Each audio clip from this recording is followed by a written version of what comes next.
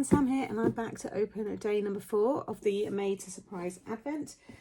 So, have a little look. I thought I'd put it somewhere where I would kind of remember. There we go.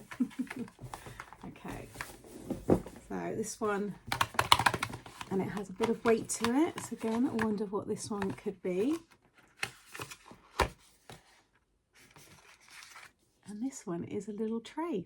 So I'm going to flip the camera around now and explain why I thought this was going to be a really handy and quite a nice gift to have in the Advent. So it's pretty self-explanatory what this is, but I just thought it would be nice to just kind of show you my thought process why I thought this would be a nice thing to add into the Advent. So it's your little trinket tray.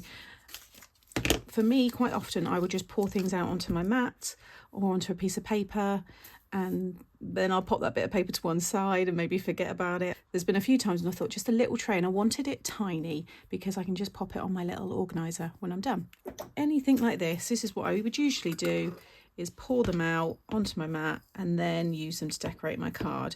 This is just so much nicer now to have it like so, and then if I still want to use them later, I can just put that to one side quite easily, and it looks nice on your desk.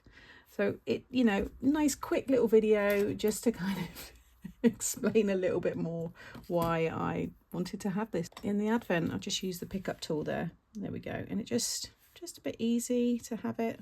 Yeah. So there you go. Nice, simple little item, but hopefully something that you'll get lots of use from.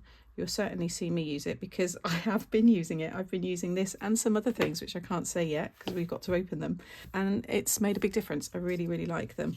So once again, I hope you've enjoyed opening day number 4, and I'll see you again soon.